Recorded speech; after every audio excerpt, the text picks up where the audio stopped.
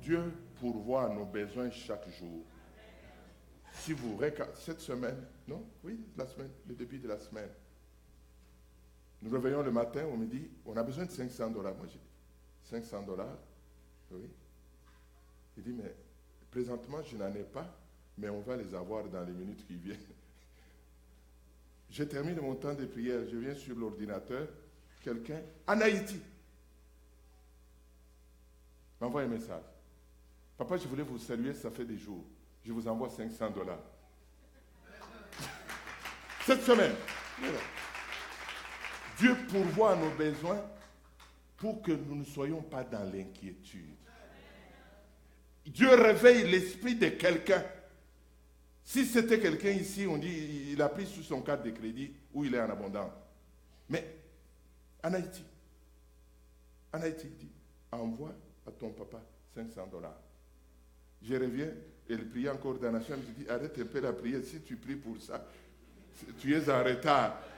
Il y a des sujets dont tu pries, mais tu es en retard. Ça, c'est Dieu. Moi, je suis vraiment heureux d'accueillir ce matin tous ceux qui viennent de se brancher ici à Citadelle, ici à Montréal. Nous sommes une église des nations. Il y a plusieurs nations ici qui vous accueillent ce matin. Nous avons cheminé avec vous tout au long de l'année et Dieu vous a béni par des enseignements. Nous avons un corps d'enseignants ici, des pasteurs qui vous portent à cœur, qui prient pour vous et nous sommes heureux de vous accueillir. Ici chez nous, il fait beaucoup froid si vous êtes dans l'hémisphère sud, mais Dieu nous veut ici afin que nous puissions être une source de bénédiction à la terre dont il nous a amenés. Nous voulons vous saluer et vous dire joyeux Noël, joyeux Noël. Vous qui nous écoutez de Kinshasa, de Centrafrique, du Bénin, de Cameroun, et vous qui nous écoutez de l'océan Indien et de partout dans la francophonie, nous voulons vous dire, nous sommes une église très accueillante. Quand vous êtes à Montréal, venez à la Citadelle, allez sur Internet, vous allez nous découvrir. Il y a des hommes chaleureux ici, il y a des femmes chaleureuses.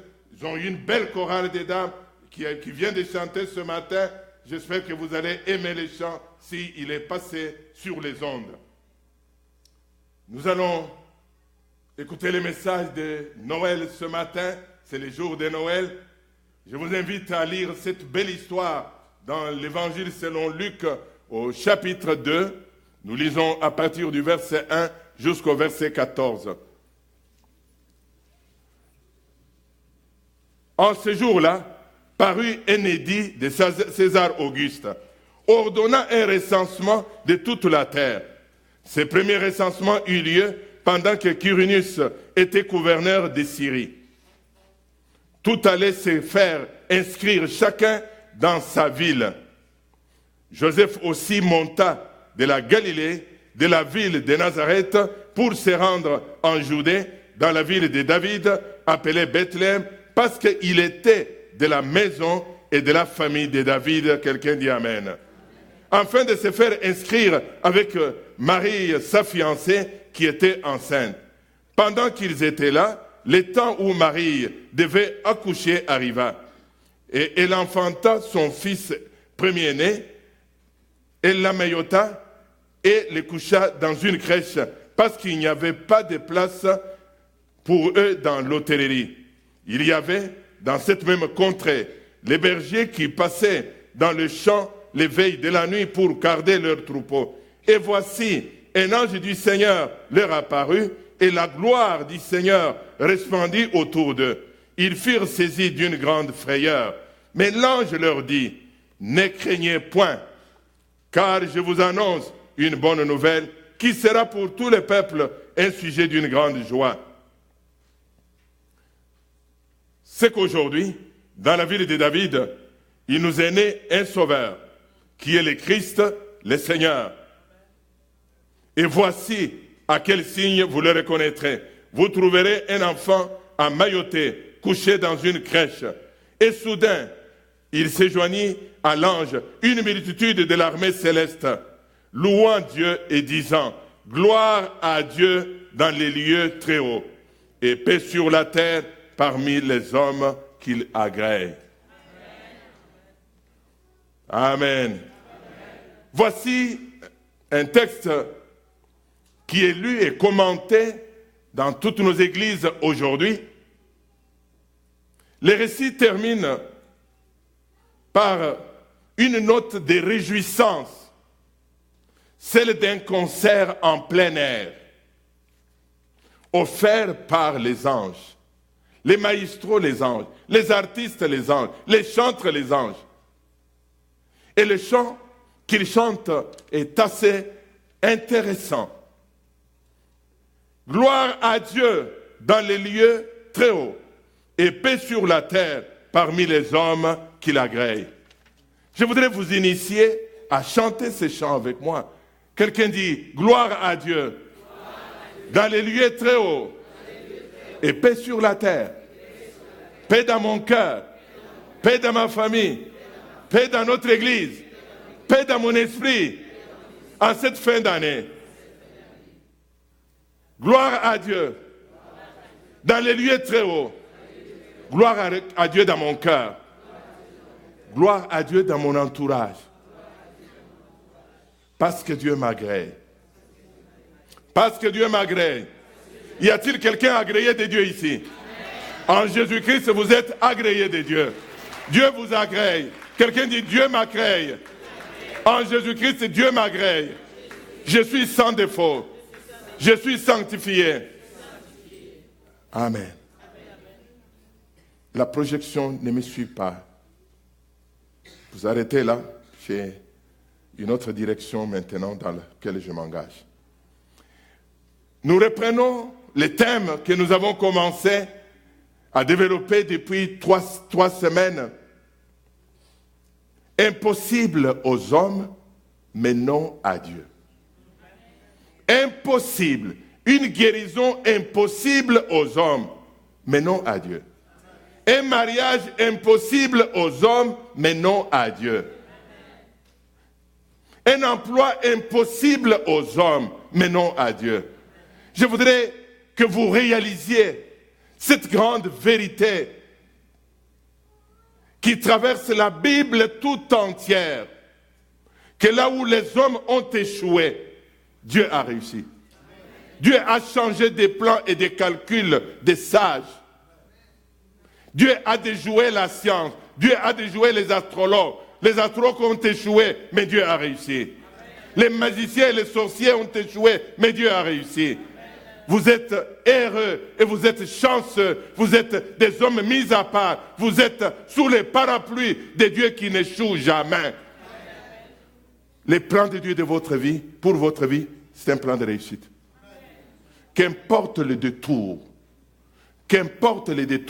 Jésus couchait dans la crèche, méprisait des hommes, mais dans la crèche, les plans de Dieu. Les gens vous regardent, ils ne savent pas qui vous êtes.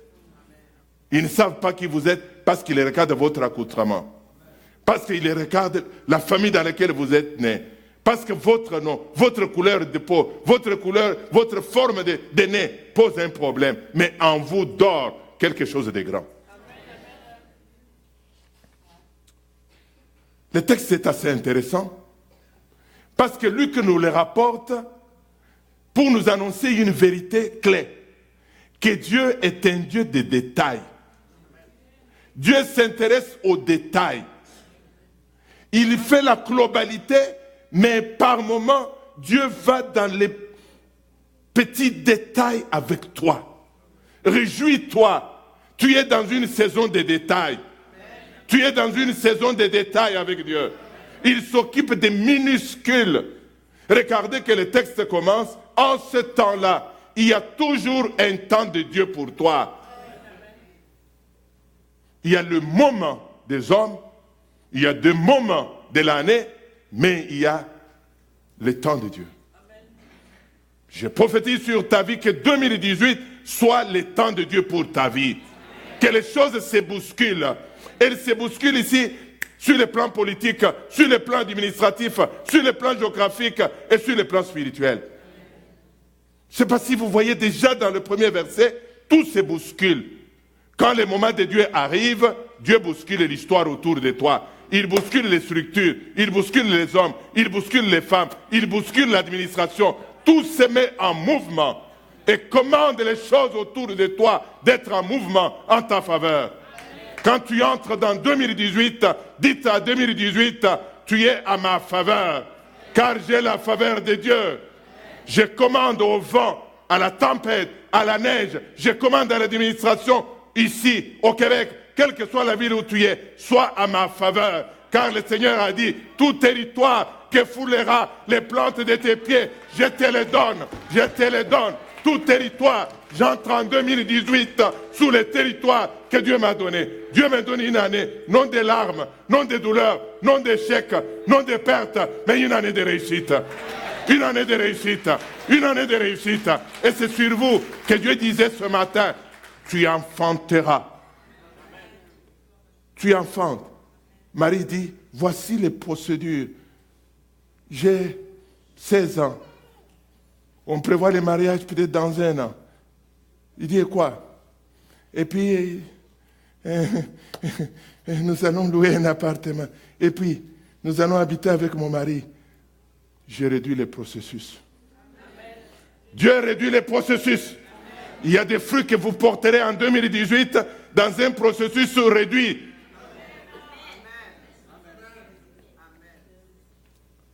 Dieu s'occupe des détails.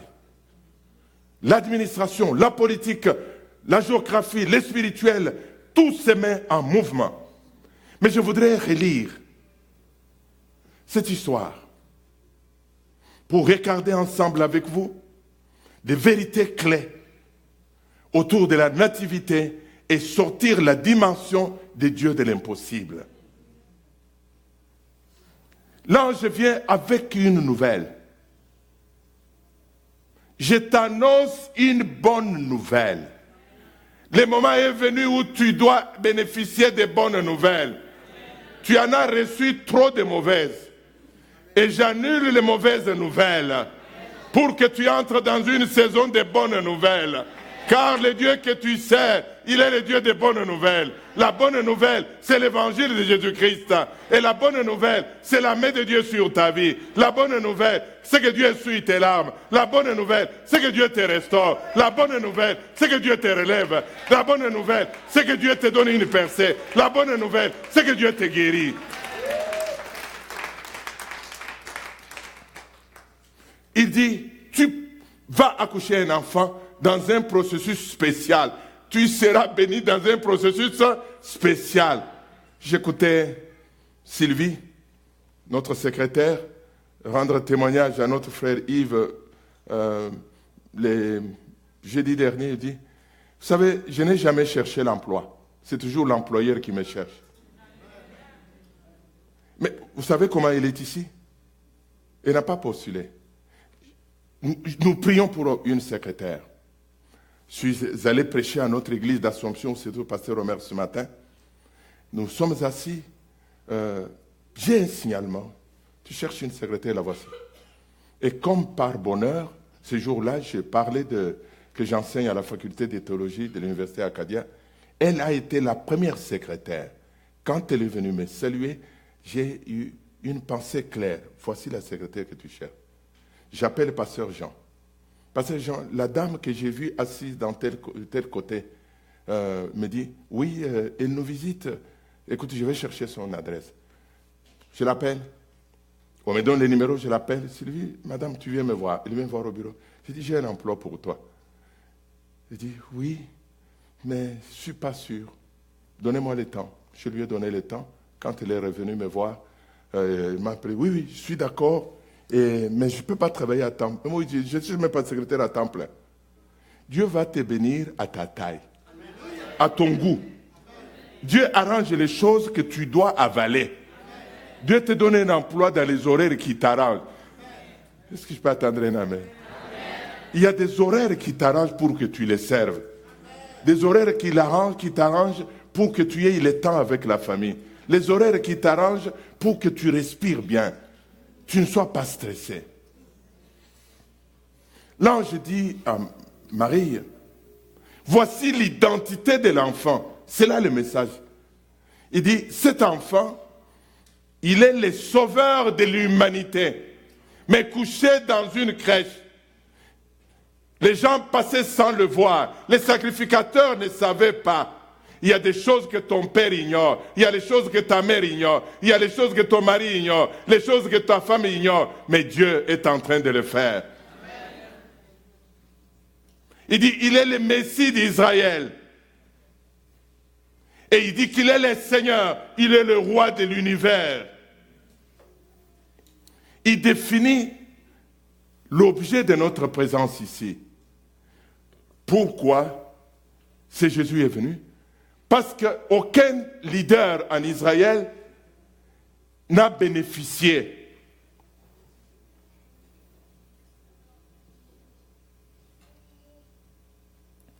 de tels statuts. Je voudrais relever quelques vérités. La première chose, Jésus vient accomplir la loi qu'aucun homme n'a accompli. Jésus vient accomplir la loi.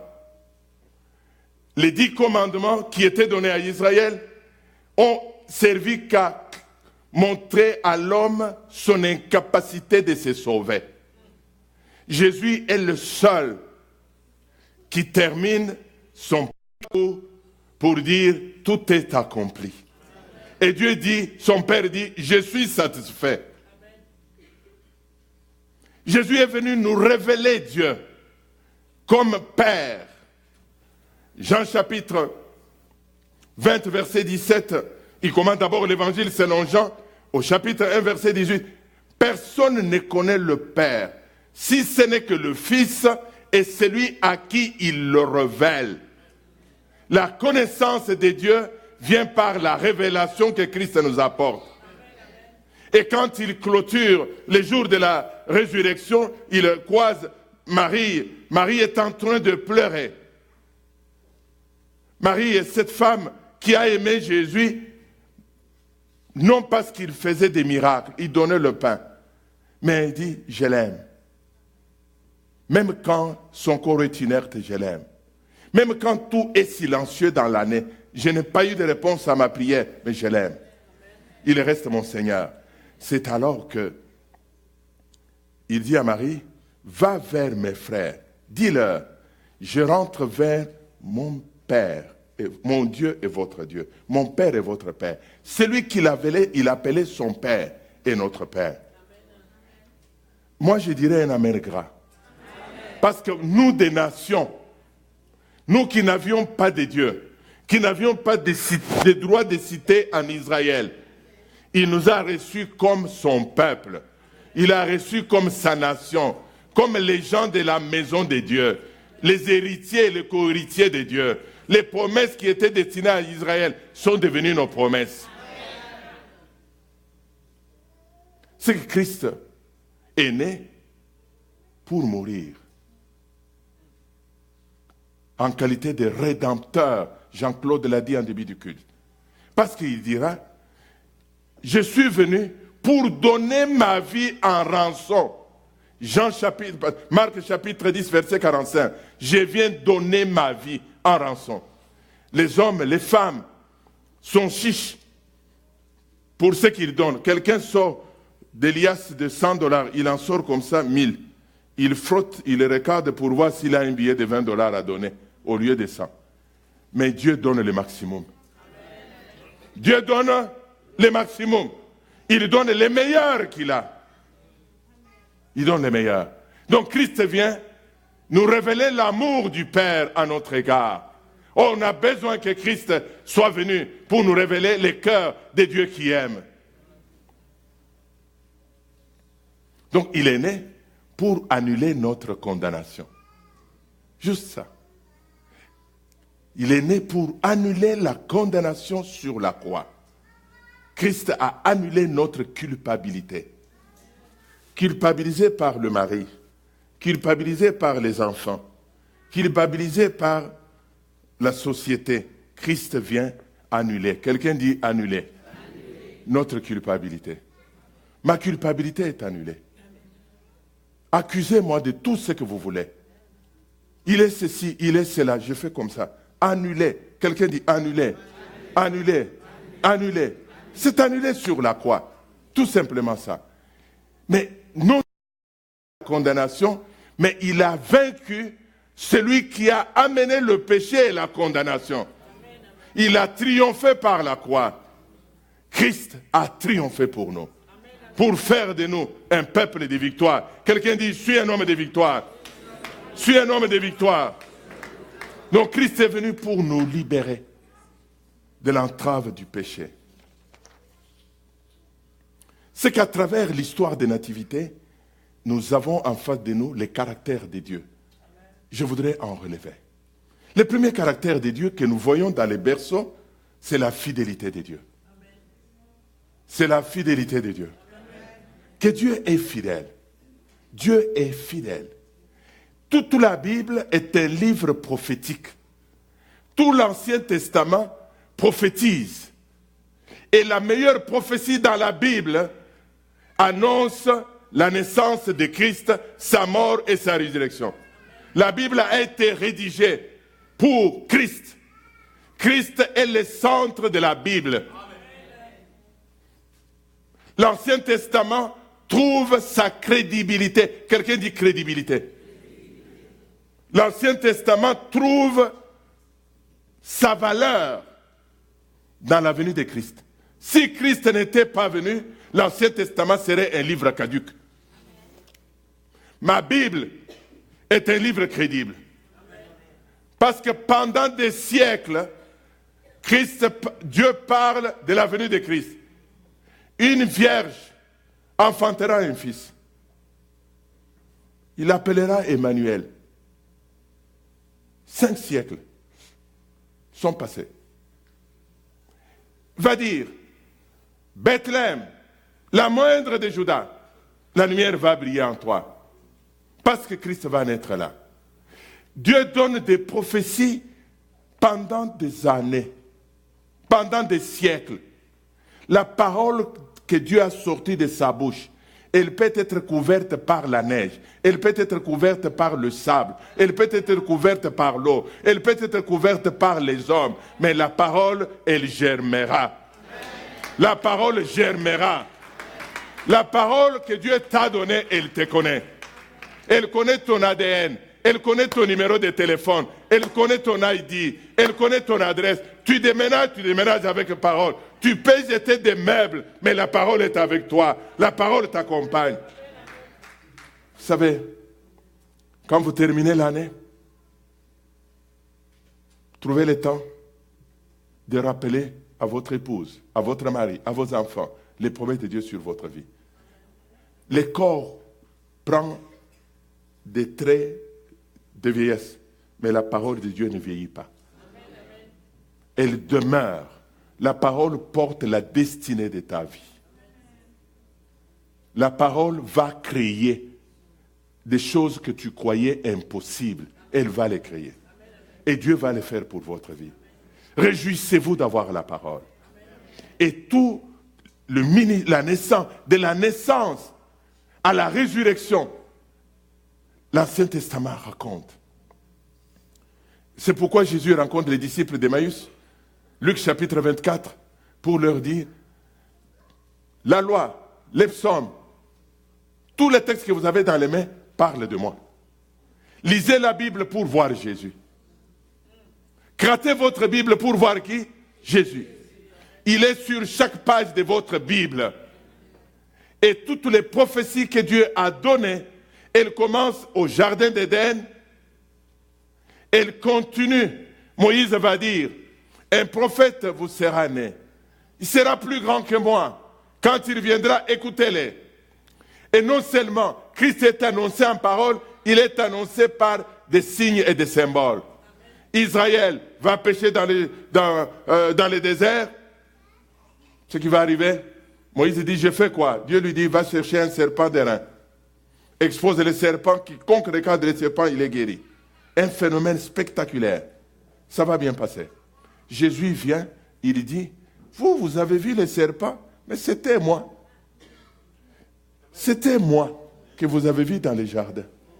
Le livre de Hébreux, de la première page à la dernière page, 13 chapitres, va faire une relecture du livre de Lévitique pour dire que tous les livres de Lévitique, c'était des symboles me concernant. Le plus grand comme Jésus, il n'y en a pas. Plus grand comme Jésus, il n'y en a pas. Lorsque nous parlons de la fidélité de Dieu, c'est pour vous rassurer. Comme Dieu dit à Marie, Marie, ce qui est impossible aux hommes, je peux le faire. Dit, regarde, Élisabeth, ta parente, la vieille. Il dit, ma tante, la femme de mon oncle Zacharie. Il dit oui. Non, c'est une mamie. Ils sont au CHSLD. Non, ils ont changé de déménagement. Ils ont déménagé. Comment ils ont déménagé? Non. Elle a consulté le gynécologue, elle attend son enfant. Il dit, Dieu, tu dis vrai? Il dit, j'ai toujours dit vrai. Ce que j'ai dit, je le fais. Quand vous traversez 2018, prenez la chemise de vos promesses. Vous pouvez tout perdre, mais les promesses de Dieu vous connaissent. Les promesses de Dieu vous ont déjà précédé. Elles vont se réaliser. À travers ces récits, je voudrais dire, d'abord au niveau des promesses, que malgré le temps, la promesse de Dieu se réalisera. Malgré les circonstances, les promesses de Dieu se réaliseront. Malgré l'opposition, les promesses de Dieu se réaliseront. Malgré la dimension ou l'étendue de la promesse, elle vous semble grande. Vous dites, mais comment? Comment? Regardez, Dieu va trouver un petit garçon, Joseph. Il va se révéler à cet homme pour lui dire, tu seras prince. Mais ils sont immigrants en Palestine. Ils ne sont même pas passés encore devant le juge. Ils n'ont pas de statut. Ce qui permettait à son arrière de se déplacer comme ça. Dieu lui dit, tu seras prince. Tu seras grand. Vous savez que parmi vos enfants, il y a un grand. Il y a un Joseph. Oh, priez, dites à Dieu, donne un Joseph dans ma famille. Donne dans ma famille une Esther. Donne un Daniel dans ma famille. Dites cette prière-là. Je lisais les livres de Billy Graham dans son livre « Tel que je suis ». Il rend témoignage qu'ils sont 3 dans la famille. Son père priait dans les cultes de famille. Il dit, parmi mes enfants, prends-en un. Rends-les grands. Tout court. Et dit, Billy Graham pensait à son aîné. Il dit, lui est grand. Il pensait grand en termes de taille. Il n'y a pas eu un évangéliste de taille de Billy Graham. Un baptiste rempli de l'esprit. Un baptiste assis quand il prêche, il ne bouge ni main ni quoi. Mais quand il parle, des millions de gens sont entrés dans le royaume. La prière de son Père. Dites-le sur tes enfants. Dites-le une intercesseur. Parmi mes enfants, élève un. Parmi mes enfants, élève un de mes enfants. Rends-les grands, qu'il sera un parapluie. Prends-les comme ton serviteur. Prends-les dans les affaires. Prends-les dans la politique. Prends-les dans un domaine quelconque. Je vais attendre un amen. Je vais attendre un amen. Nous voyons à travers ces récits l'autorité de Dieu. Je venais de dire en commençant que notre texte dit « En ce temps-là, oh tu parleras, on parlera de toi. En ce temps-là, la sœur s'est mariée. En ce temps-là, les frères s'est mariés.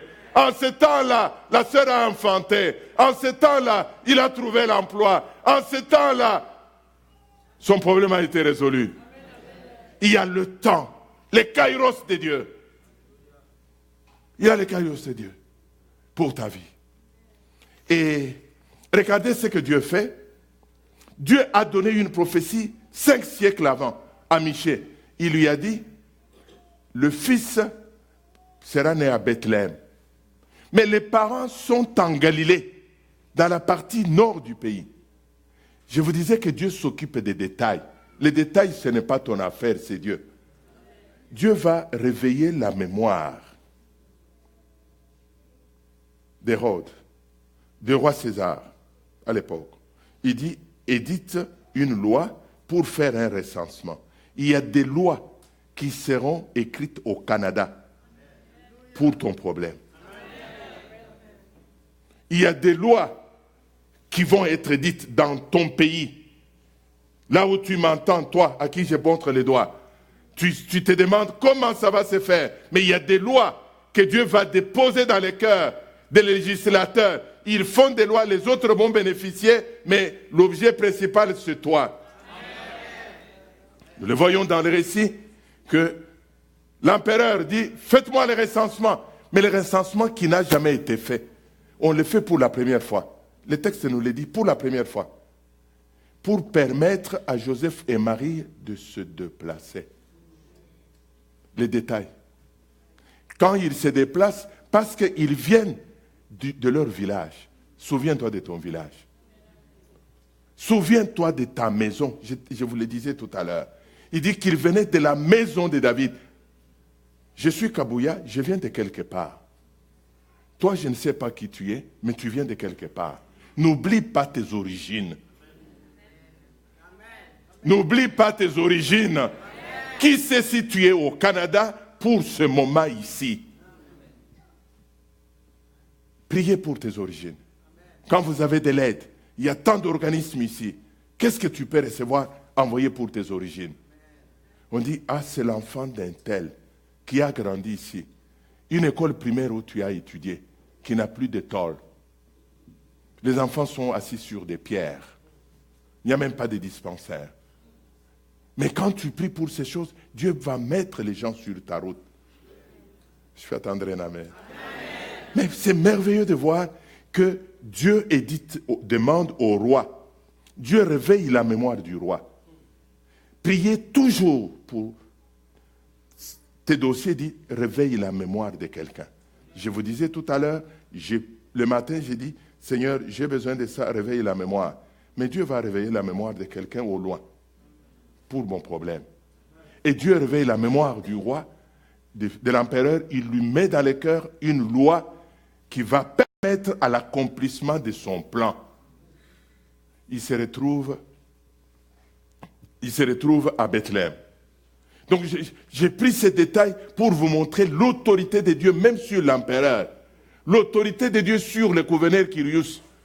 Dieu a l'autorité sur la nature. Il a l'autorité sur les arbres. Il a l'autorité sur les cours d'eau. Il a l'autorité sur les hommes. Il a l'autorité sur les animaux.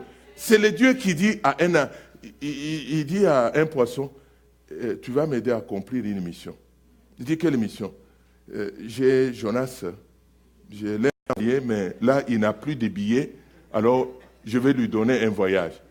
Est-ce que tu peux l'avaler? Il dit, je vais les broyer. Il dit, non, tu ne les broies pas. Dieu interdit même à l'animal de broyer.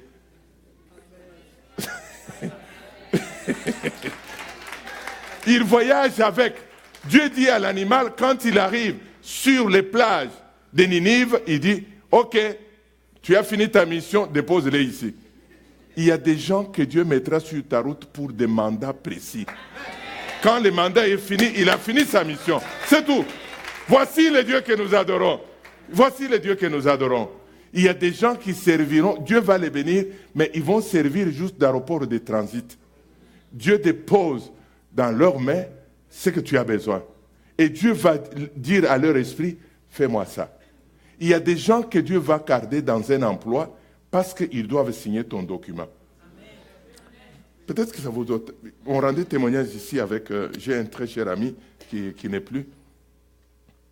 Je suis en Belgique avec un statut de missionnaire, mais notre bailleur de fonds commençait à nous causer un peu de troubles.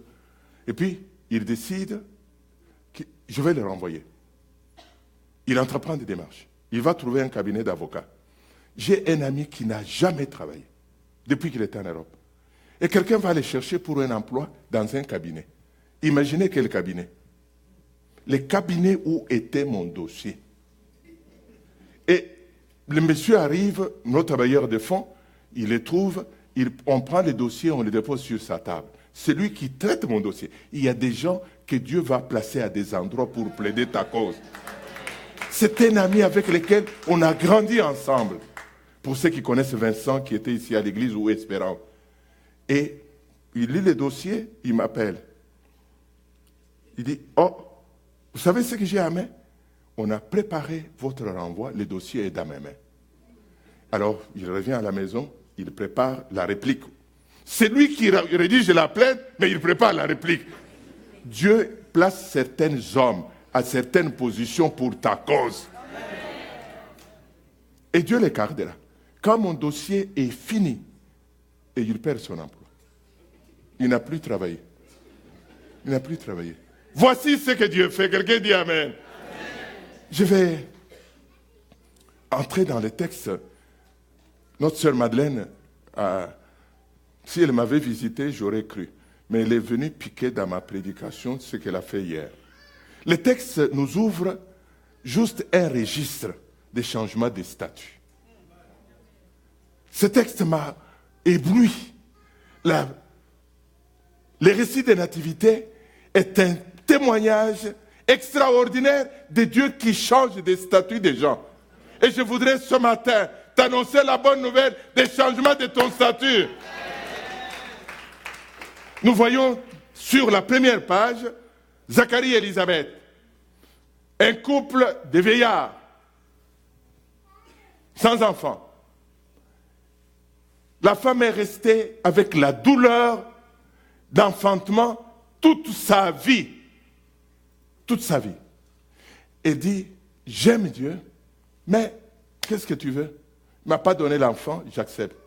Et les gens dans la société ne savent même pas ce que tu vis. Ne savaient pas ce que vivait cette femme. Elle prend des médicaments pour ne pas accoucher. Mais sans savoir qu'elle a tout fait. Parfois, faites attention à blaguer. Parce que vous ne savez pas ce que quelqu'un vit. Vous savez pas ce que quelqu'un vit. Nous avons, il y a quelques années derrière, j'avais une dame dans cette église qui a failli quitter l'église. Je parle d'il y a plus d'une dizaine d'années derrière. Chaque fois, une année, 2 ans après le mariage, elle n'avait pas d'enfant. Et les sœurs blaguaient avec elle. Et toi, quand le culte est fini, elle devait quitter vite les lieux. Les blagues qui la dérangeaient. Mais il ne savait pas qu'elle passait d'un médecin à médecin. Mais ici, on lui a donné un petit nom. Un petit nom, la stérile. La stérile. Qui ça? La sœur stérile. Quand elle vient, on ne dit rien. Eh, ma sœur, bonjour. On dit la stérile. Celle qui n'enfante pas. Curieux. Parce qu'Élisabeth dira, tu as enlevé ce qui était ma honte. Parce que tu as changé quoi? Mon statut. Dieu est celui qui travaille pour changer ton statut. Celle qui ne pouvait pas, elle dit, je ne comprends pas. Elle s'est cachée pendant 6 mois. Parce qu'elle est troublée. Il y a des bénédictions qui peuvent te troubler. Toi, tu dis, elle va se regarder dans la glace. Et puis, elle tourne. Elle appelle Zacharie. Et puis, elle marche. Elle marche. Zacharie dit, c'est bien. Les statuts d'une vieille, Dieu revoit son statut. Dieu revoit son statut. Dieu revoit son statut. Le mari, Zacharie, a dit, je suis trop vieux, je ne pense plus à cela. Je ne pense plus. C'est déjà tard. Dieu dit, c'est mon plan, je le fais. Mais je le fais de manière écourtée. Il dit, est-ce que nous pouvons aller voir pour l'insémination? Ce n'est pas nécessaire. Parce que c'est un plan écourté. Il dit, est-ce qu'on peut voir les gynécologues pour réaliser, on peut prendre des vitamines, on peut prendre je ne sais pas quoi, des médicaments pour redonner des vitamines? Il dit, ce n'est pas nécessaire. Parce que votre cas est spécial. Ton cas est spécial. Tu es un homme spécial dans le plan de Dieu. C'est que ce couple qui n'avait pas d'enfant, Dieu revoit son statut. Oh, que le Seigneur revoie ton statut. Dieu a plus à faire. C'est que la deuxième séquence, je vous disais qu'il y a toujours Après. Il dit, après 6 mois, après, il y a toujours un après de Dieu. N'envie pas quelqu'un pour ce qu'elle a, parce qu'il y a un après de Dieu. Et le après est plus important qu'avant. Avant, c'est Jean-Baptiste. Après, c'est Jésus. Il ne faut pas te battre pour Jean-Baptiste. Ton cas, c'est Jésus. C'est tout. Je vais le répéter pour vous. Marie, Élisabeth a l'enfant. L'enfant s'appelle Jean-Baptiste. La Bible dit après, les bénédictions après sont beaucoup plus grandes et plus importantes que les bénédictions d'avant. La première chose, c'est que Dieu va revoir la vision de Marie et de Joseph. Leur vision est petite. Nous allons rentrer et nous allons nous marier en été, comme tradition ici au Québec. Nous allons nous marier au mois de juin, on ramasse l'argent et puis on va louer un appartement. Et au mariage, on aura 60 amis, on n'a pas beaucoup d'argent et nous aurons notre premier enfant après 1 an ou 2 ans de travail si nous sommes ici au Québec. Dieu revoit. Quelqu'un dit Dieu revoit. C'est-à-dire changer des statuts, c'est revoir les calculs. Dieu revoit des calculs. Il y a des calculs que vous avez faits qu'il faut déchirer. Le calcul est déchiré, parce que Dieu a son calcul. Ils ont un plan, le plan qu'ils ont de mariage, il ne se réalisera pas, ça sera le plan de Dieu. Vous entrez en 2018, dites Dieu a un plan. Je pense à des choses, mais Dieu a un plan. Et ce que Dieu va revoir dans les statuts intéressants ici, c'est le nom de Marie. Il va revoir le nom. C'est Marie qui va le dire d'ailleurs. Elle va prophétiser sur son nom et dire, je suis la bienheureuse. Quand on l'appelle Marie, non! Je suis la bienheureuse. Tout court. La femme comblée. Les femmes d'influence sont des femmes comblées. Les femmes d'influence sont les femmes comblées. Et dire, appelez-moi la bienheureuse, Dieu a revu mon statut. Dieu m'a amené ce que je ne pensais pas dans ma vie. Je me voyais une petite dame, mais toutes les générations parleront de moi. Je deviens une référence. Voici comment Dieu revoit des statuts des gens. Il revoit les calculs, il revoit les plans, et il change même de nom. Il donne un nom nouveau. L'autre dit, il a enlevé ma honte, je deviens, moi là, la femme, la mère de Jean-Baptiste, la mère des prophètes. Vous savez, quand vous avez reçu dans la vie, ta famille se réfère toujours à toi. Oh, je suis la sœur de. Je suis la mère de. Parce que tu as réussi, tu as émergé. Et Dieu va le faire pour toi. Je vais ajouter un troisième portrait des statuts revus dans le texte. Il s'agit de Siméon, dans ses récits. Siméon est ce sacrificateur âgé qui attendait que la mort. Mais Dieu va revoir l'âge de sa mort. Dieu lui dira, tu ne mourras pas jusqu'à ce que tu vois le Messie. Dans le village, tous ceux de sa génération sont morts.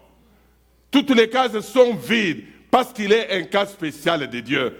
Parce qu'il a eu une promesse de Dieu dans sa vie. Les épidémies sont passées dans la société. Épidémie, tout le monde est mort. Les animaux sont morts. Mais le gars, il est toujours en vie. Il est toujours en vie. Il est toujours en vie. Et parfois même, on l'a désigné le sorcier. Non, je ne suis pas sorcier. Mais je suis juste une bonne personne. Mais Dieu a baissé son regard sur moi. J'ai la parole, mes enfants. J'entends quelque chose de grand. La mort est allée à la case de côté, à la case d'avant, à la case de derrière, à la case d'en haut, à la case d'en bas. Lui est toujours là. Ce n'est pas parce que tout le monde a perdu l'emploi que tu vas le perdre. Ce n'est pas parce que tous les couples divorcent que tu vas divorcer. Ce n'est pas parce qu'on a fermé tous les départements que le tien va être fermé. Parce que tu es un homme spécial. J'avais un membre de l'église, ça va faire quelque temps derrière. La fille termine l'université, un bel emploi dans une société de la place. Et puis, on ferme carrément tous les départements. Tout le monde est dehors. Le cœur est brisé. Il pleure. Il rentre à la maison. Quand il s'assoit à la maison, son téléphone clignote. Le téléphone intelligent, c'est quelque chose qu'il faut avoir. Le téléphone clignote. Il prend le téléphone, c'est son patron qui lui dit « Rappelle-moi ». Il dit « Je n'ai pas voulu te le dire devant les autres employés. Tu n'es pas touché par la mesure. On t'a relocalisé, mais à un niveau plus haut. On m'a relocalisé. On reverra ton affaire. Ton statut sera revu, mais à un niveau plus haut. Quelqu'un dit plus haut. La mort va frapper tous autour, sauf là où était Siméon. Parce qu'il attendait une bénédiction du Seigneur. Il va vieillir et vieillir. Il va venir courbé, entrer dans les temples courbés, les yeux ne voient plus, parce que la parole de Dieu est sur sa vie. Amen. Frères et sœurs, la parole de Dieu est dans votre vie. Amen. La parole fera que certaines situations t'évitent, parce que la parole est en toi. Amen. La sémence de vie est en toi. C'est que Zacharie aura l'exemption d'une mort précoce. Et je voudrais prononcer sur ta vie, mort précoce, libère-les, quitte sur sa route. Il vieillira.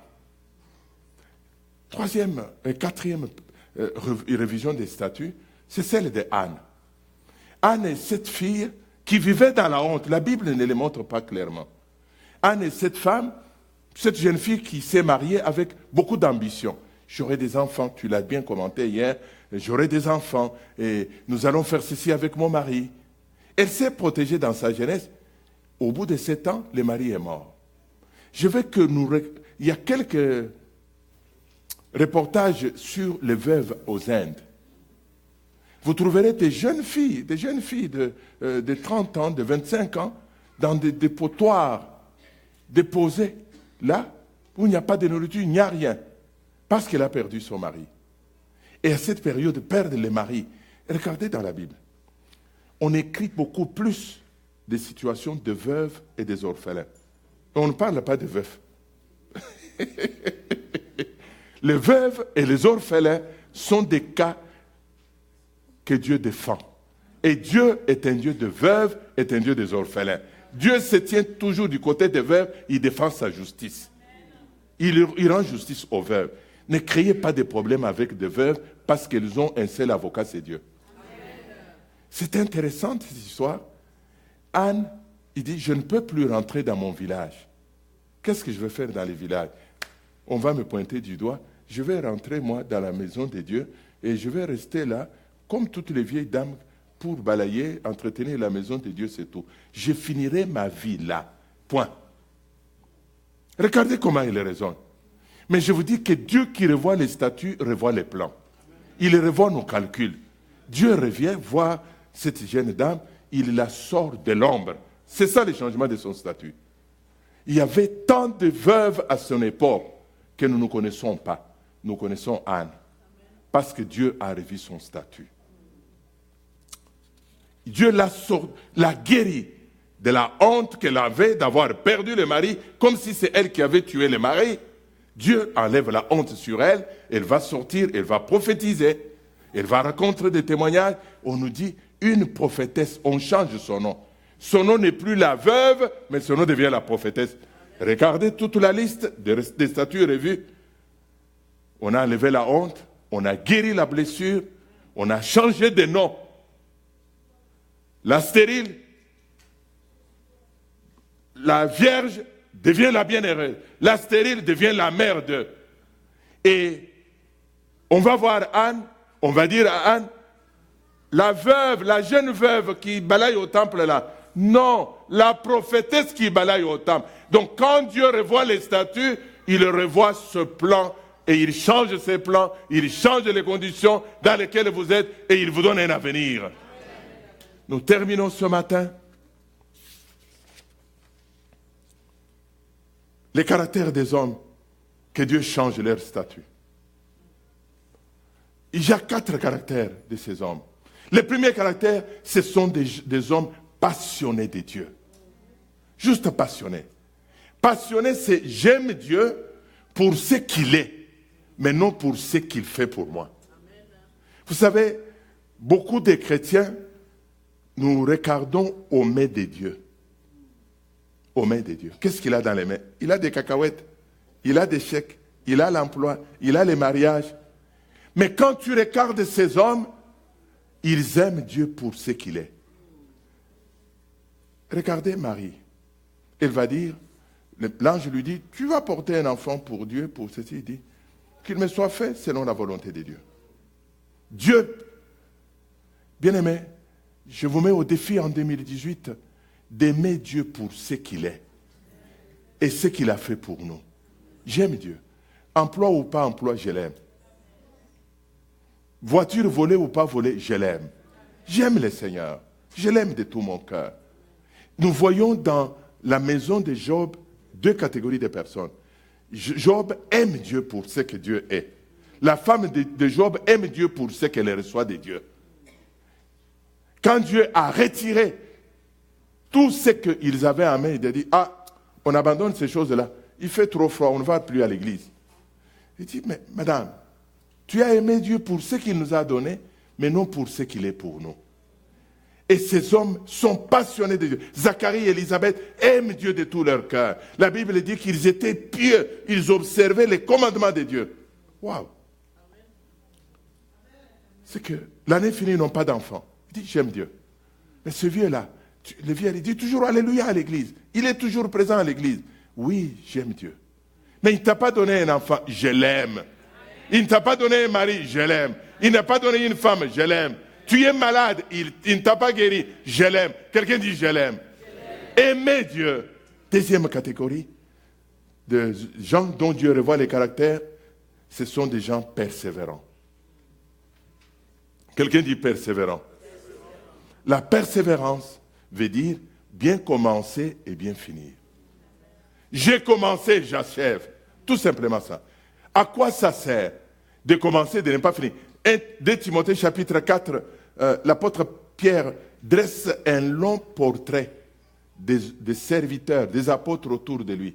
Démas, on a bien commencé avec lui, mais il a fini mal. Il est rentré dans le monde tout droit. Oh là là là là, la soirée là, il a bu, il est ivrogne, il est rentré tout droit dans le monde. Mais il avait prié, les gens étaient guéris. Ce qui importe pour Dieu n'est pas le commencement, c'est la fin. La Bible dit, c'est lui qui persévérera jusqu'au bout. La vie chrétienne est une affaire de persévérance. Comment nous avons commencé et comment nous allons terminer notre vie. Et entre le commencement et la fin, il y a des temps de persécution, il y a des temps de maladie, il y a les temps de désert, mais il y a des temps de gloire que Dieu nous accorde. Passionné pour Dieu, persévérant pour Dieu, cherchant les intérêts du royaume en premier. Je venais de citer le texte de Marie. Marie, le message que l'ange lui donne était troublant pour des filles de son âge. À l'époque, les filles s'est mariée vierge. L'ange vient lui dire, tu vas porter un enfant. Mais j'ai un fiancé, qu'est-ce que je fais? Il va me répudier. Et la honte que je vais amener dans ma famille, qu'est-ce que je fais? Parce que nous sommes liés les uns les autres. Ce que tu fais engage toute ta famille. Soyez conséquents de ce que vous faites à l'extérieur. Vous portez le nom d'une famille. Là, ils ont manqué de dire non, oui. Ils ont manqué de dire oui. Vous représentez une famille. Tout ce que vous faites engage votre famille. Et ici au Québec, vous le savez, il y a des emplois tels que quand vous voulez vous postuler, on fait l'enquête des crédits non seulement de toi, mais de toute ta famille. Si un des enfants a marché dans des choses qui sont contraires à la loi, ça peut te bloquer. Soyez conséquents à l'extérieur. Et Marie dit qu'il me soit fait selon la volonté de Dieu. Donc, elle dit, le royaume de Dieu est la priorité. Je peux revoir les calculs, je peux revoir mon horaire de travail, je peux revoir mes études, tout simplement pour que le royaume avance. Amen, amen. Dieu change des statuts des investisseurs. C'est assez intéressant de voir la décision de Marie est un investissement de sa vie. Elle a hypothéqué son mariage, elle a hypothéqué sa vie. Son mariage, parce que Joseph, quand il apprend, on a vu, ta fiancée était au service de gynécologie, elle attend famille. Quoi? Il a dit, ça s'arrête. Mais il a même pensé divorcer, se séparer avec elle. Il était tellement bien éduqué, il dit, je ne veux pas le faire avec fracas. Je vais le faire discrètement et puis on arrête là. Elle m'a trompé. La fille a dit, je l'ai fait pour Dieu. J'investis ma vie. Si elle investit sa vie, c'est qu'on peut investir aussi son argent. On peut investir son temps. On ne bénéficie pas de ce que les autres font. On investit soi-même. Dieu revoit toujours les statuts des investisseurs. Tout simplement ça. C'est assez intéressant de voir que cette jeune dame, elle a hypothéqué sa vie parce que les parents devaient la renier. Vous le voyez au Moyen-Orient, les crimes d'honneur. Parce que, on l'a vu enceinte, elle a marché dans la débauche. Et il y a des cultures comme ça. Et au Moyen-Orient, votre fille qui attend une famille, qui n'a pas de mari, les parents pouvaient dire, non, non, non, non, on ne veut plus de toi. Allez, va-t'en, va-t'en. Et dire à tous les membres des familles de ne pas la recevoir. Mais la fille a dit, j'investis ma vie pour que le royaume de Dieu avance. Nous terminons ce matin. Alors que nous parlons des nativités, la nativité, c'est que Dieu fait des miracles encore aujourd'hui. Dieu revoit des statuts aujourd'hui. Dieu revoit des conditions des gens aujourd'hui. Dieu revoit, essuie des larmes. Nous le voyons avec Zacharie, il a tellement pleuré, Dieu essuie ses larmes. Dieu revoit les statuts des gens. Dieu change les noms des gens. Dieu change les statuts des gens. Dieu revoit la condition des gens. Dieu visite les gens et leurs conditions changent. Nous sommes dans les cortèges des nativités. Celui que nous adorons n'est pas dans la crèche, il est assis sur le trône. Et aujourd'hui, il agit. À Dieu soit la gloire. Amen. Merci. Je vous invite à vous.